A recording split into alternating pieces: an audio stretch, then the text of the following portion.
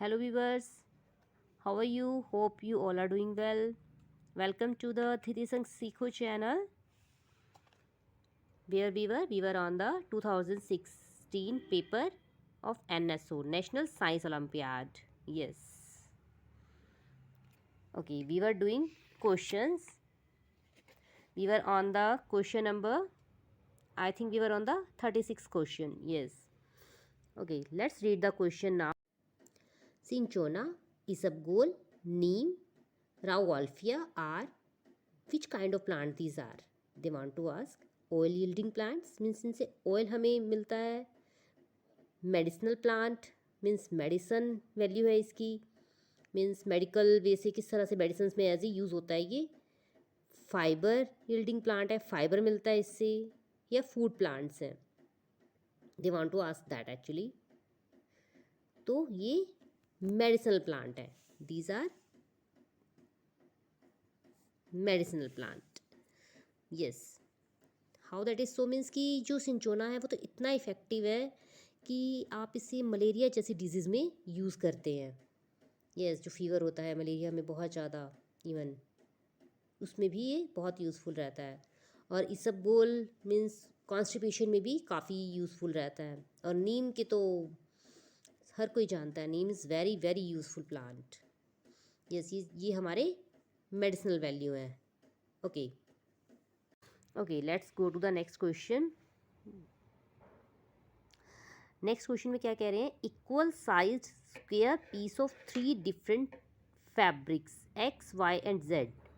हमारे 3 फैब्रिक्स थे X Y and Z पर taken and spread out on a floor पे स्प्रेड कर दी तीनों. 3 small similar metal balls were each rolled with equal force. Roll करी from one end diagonally to the other end of fabric piece. एक side से मीन्स जैसे हमारा इतना होगा पीस, सॉरी हमारा ये पीस होगा, स्क्वायर पीस कहा है इन्होंने, ठीक है. Equal force from one end diagonally the other end of fabric. Time taken by balls to reach other end of fabric were noted to be as follows. Means उन्होंने equal size लिया, उसका ball का भी equal size लिया और जो हमारा cloth piece लिया उसका भी इक्वल साइज़ लिया. 3 पीस लिए जो, वो भी इक्वल साइज़ के लिए. Still time is different.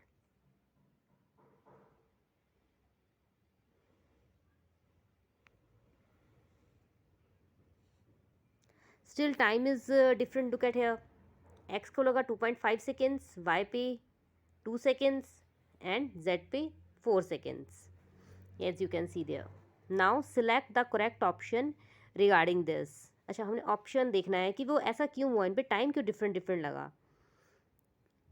Fabric Z can be obtained from seeds of plant and fabric Y can be obtained from stem of a plant. ये स्टेम से मिलता है, ये जेड जो हमारा है obtained from seeds of a plant. Okay, इन्होंने Y और जेड का बताया है इसमें. ओके, नेक्स्ट वाले पॉइंट में क्या कह रहे हैं वो, बी में हमारे ऑप्शन में fabric Z can be obtained from the stem of plant and fabric Y can be obtained from larva of an animal. Okay, next option है fabric Y can be obtained from the fur of an animal and fabric X can be obtained from larva of an animal. Okay, fabric Y can be obtained from the fur of an animal and fabric Z can be obtained from the larva of an animal. Okay, मुझे भाई इसका लग रहा है answer correct तो लग रहा है B. Why that is so? Because the ball rolled on the smoothest fabric will take the least time to reach the diagonal and due to the least friction कम होती है offered by it, whereas maximum time will be taken by the ball rolled on the roughest, जो rough होगा, rough fabric to reach the end due to the most friction offered by it. Hence, Y is the smoothest fabric and Z is the roughest. Roughest fabric, Z could be jute fabric made from fiber obtained from stem of plant, and Y could be silk fiber made of silk. Yes, silk fiber which is obtained from larva of silkworm. आपको पता ही है silk हमें कहाँ से मिलती है, larva जो silkworm की उससे निकलती है. X could be fabric made of cotton fiber obtained from seed of cotton plant as it is offering moderate friction. It is neither very rough nor very smooth. Because of that इस पे 2.5 second लगे ना. और Y हमारा smoothest होगा तभी उस पर सिल्क फैब्रिक था लग रहा है, तो तभी हमें आंसर लग रहा है fabric jet can be obtain from stem of the plant fabric, plant and fabric sorry plant and fabric Y can be obtained from larva of an animal. क्योंकि Y तो हमारा सिल्क हो सकता है ना, क्योंकि उस पर देखो सबसे कम टाइम लगा है तभी, और इस पे Z पे हमारा सबसे ज़्यादा टाइम लगा है. Z could be jute fabric, तभी उस पर सबसे ज़्यादा लगा है ना time. Okay, let's go to the next question now. X is a stem modified to store food, while Y is a stem modified to make food. X and Y are respectively. Okay.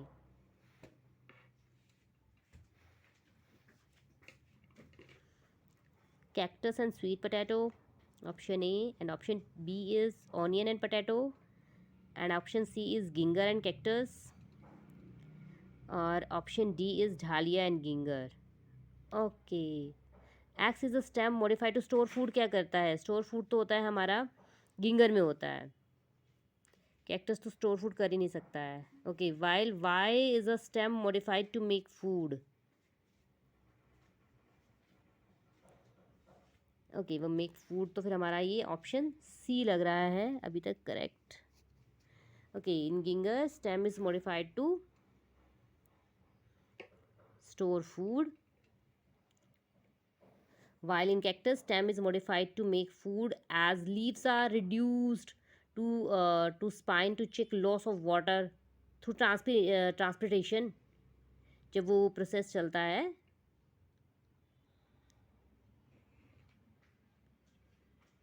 Transpiration का. yes. Okay, let's go to the next question now. Refer to the given figure and select the correct option. Guys, if you have any kind of question, you can comment me and I will definitely give you the answer regarding any kind of question. Okay. Refer to the given figure and select the correct option regarding these when they are operating, जब ये operate किए गए. Okay. Object 1 ये हमारा and object 2 तो ये वाला ठीक है दिख ही रहा है. Object 1 converts mechanical energy into kinetic energy, whereas object 2 convert electric energy into potential energy. Okay. Object 2 converts electrical energy to kinetic energy, heat and sound energy. heat भी होती है, sound भी होती है. मीन्स ये हमारी ड्रिल मशीन लग रही है ना,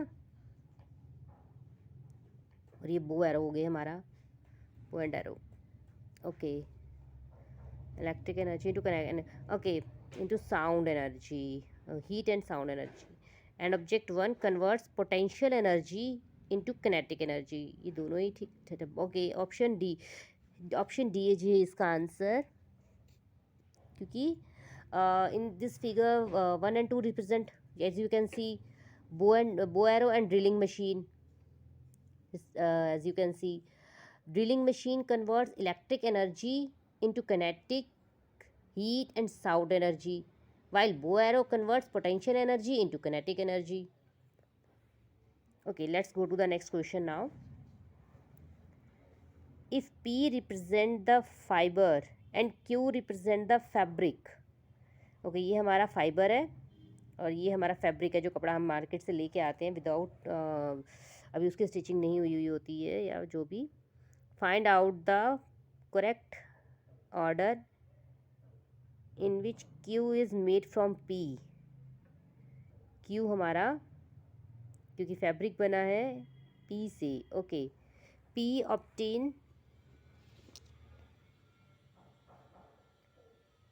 obtain from source, weaving, yarn, spinning, Q. Okay,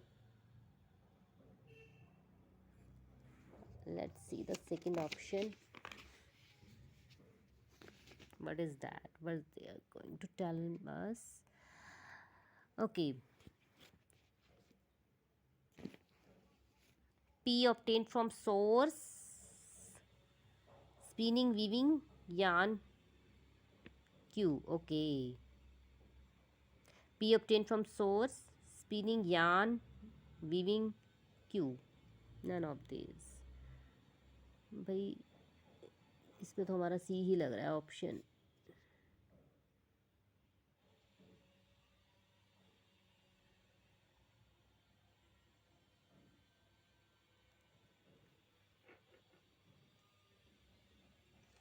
Okay, let's go to the question. Next question. Reducing a part of garbage management. Garbage वाला चैप्टर आ गया जी हमारा. Can be exemplify by. Okay, option A, carrying your own jute bag while shopping. Of course करना चाहिए. And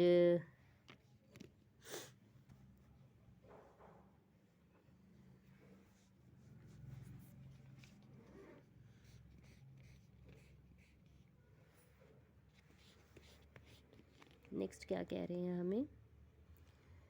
packing objects using least possible packing material. Yes, ये भी ठीक कह रहे हैं.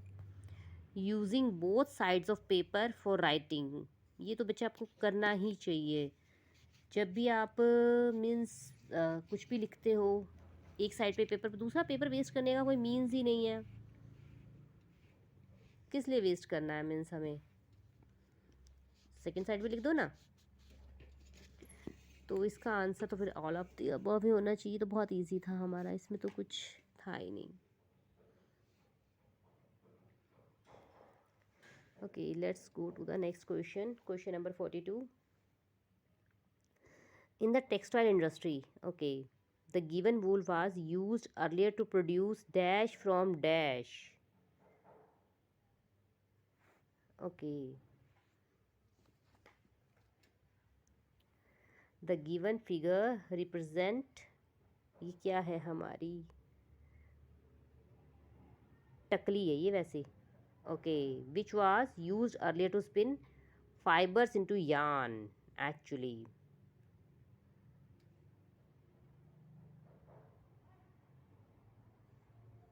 Used earlier to produce dash from dash, या फिर यान से फाइबर, या फिर फैब्रिक से यान, या फिर यान से फाइबर फैब्रिक. सॉरी, ये किस लिए यूज़ होता था हमारा इस क्वेश्चन में.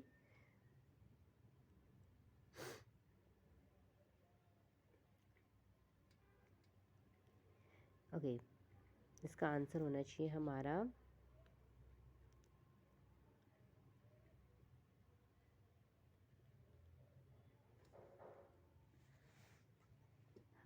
बी.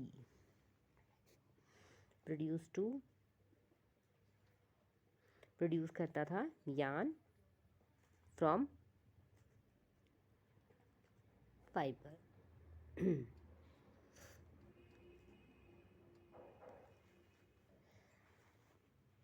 इसे फाइबर बनता था ना यान से.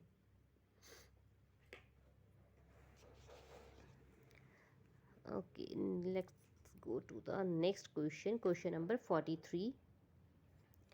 Okay, refer to the given flow chart and identify the components X, Y, Z of air. Wow, nice. चलिए जी, हमारा क्वेश्चन क्या कह रहा है?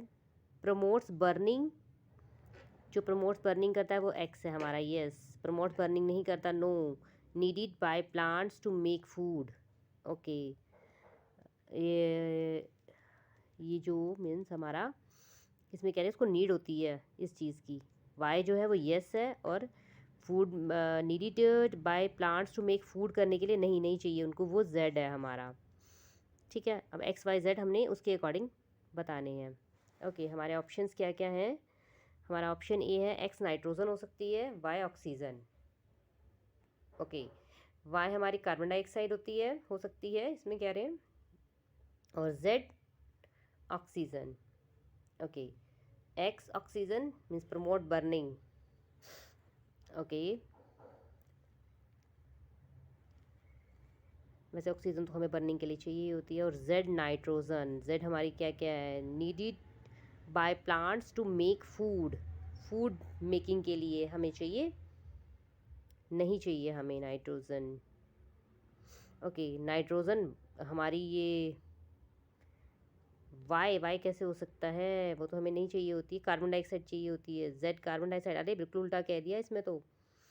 ओके, तो हमारा आंसर अभी तक तो मुझे भाई सी लग रहा है, सी होना चाहिए इसका answer.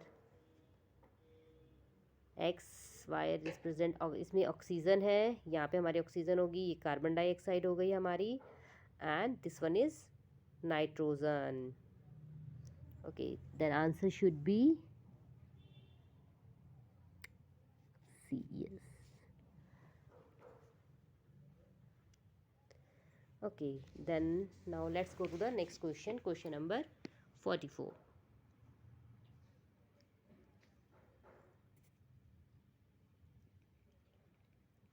Read it now. Galaxy is the arrangement of leaves. Leaves की जिस तरह से ये अरेंजमेंट की गई है, देखिए, on the stem. Identify the 3 types of phylloxy shown in the given figure X, Y and Z. Okay.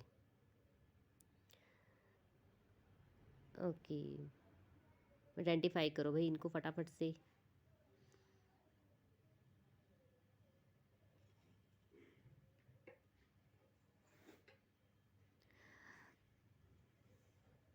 अच्छा, फेलोक्सी क्या होती है? फेलोटैक्सी होती है the way in which the leaves are arranged on a stem, stem पे जिस तरह से वो अरेंज किए जाते हैं, मतलब उसको ही हम ये फेलोटैक्सी बोलते हैं।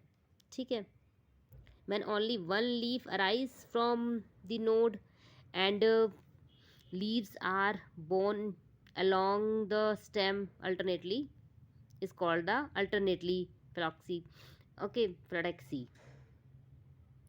When two leaves arise from one node opposite to each other, it is called the opposite.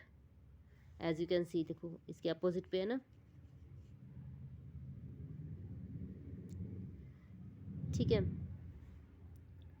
When two leaves are arise from node opposite to the each other is called the opposite phyllodoxy. And when a plant has several leaves attached to the same node, देखो same node से several leaves निकल रहे हैं, in a whorl is it's called the whorl phyllotaxy, yes. तो हमारा इसका answer होना चाहिए A, yes. Look at here, okay. Now let's go to the next question now. Okay, question number 45. If you like my video, like my channel, then please subscribe it. क्योंकि आपके subscription से आपको notification मिलती रहेगी next video में जब भी डालूंगी, आपके लिए बहुत इजी रह जाएगा बच्चा अगर आप सब्सक्राइब करते हो। मीन्स आपको और डिटेल में अगर किसी क्वेश्चन को जानना होगा वो आप प्लीज़ कमेंट में करो, मैं आपको उससे पूरा एक्सप्लेन करके भी वीडियो बना के इस पर शेयर कर दूँगी चैनल पे, बट उसके लिए आपको सब्सक्राइब करना पड़ेगा और कमेंट करना पड़ेगा, और बेल बटन तो ऑफ कोर्स आपको प्रेस करना पड़ेगा। Yes, okay. The given table show the rank of 3 different minerals on the scale of hardness. Okay, hardness के उसके अकॉर्डिंग दे दिया इन्होंने। अब देखते हैं minerals X Y and Z, rank of hardness 5, 3 और 8 इनको ये मिली हुई है। Based on the above data which of the following result of scratch test will be obtained. Okay, scratch marks, scratch marks, scratch marks, look at here, हमारे बहुत सारे scratch marks है भाई इनके ऊपर, देखो।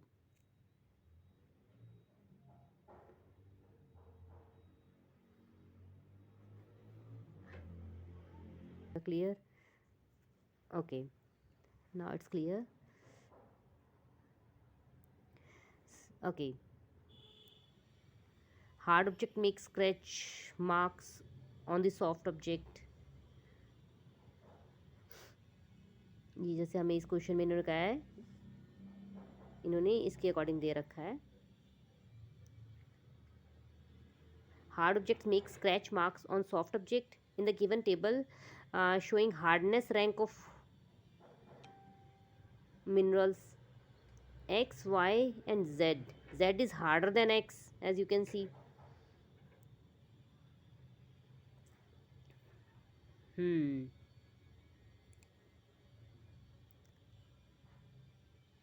And X is Y, as you can see. So it can make scratch marks on X and Y. X is harder than Y also, yes. So it can make scratch mark on Y.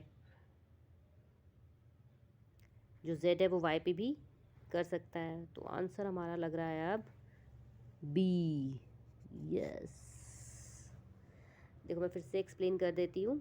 Hard object makes scratch marks on soft object, क्योंकि उसकी hardness की दे रखी है, जैसे इन्होंने दे रखा है हमारे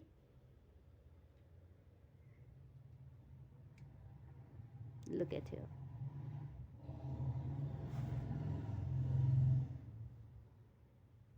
yes, hard object makes scratch marks on soft object in this table showing hardness rank, look at here, these minerals का जो ये x, y and z है, z is harder than x दिख रहा है हमें, yes, z जो है वो हार्ड है x से, एंड y जो x है वो हमारा y से, क्योंकि उसकी 5 है हार्डनेस, इसकी 3 है। So it can make scratch marks on x and y।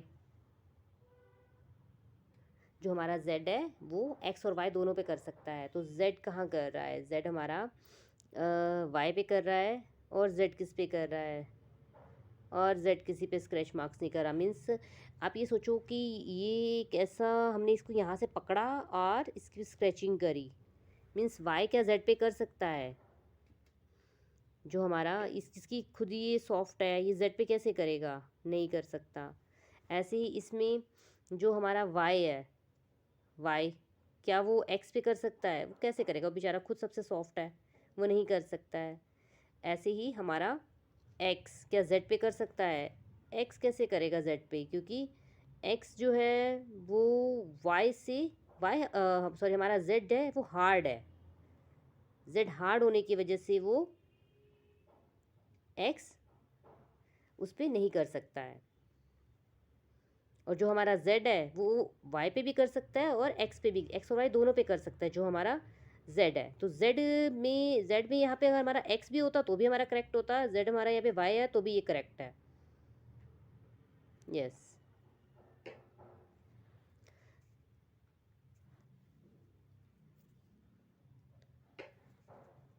Okay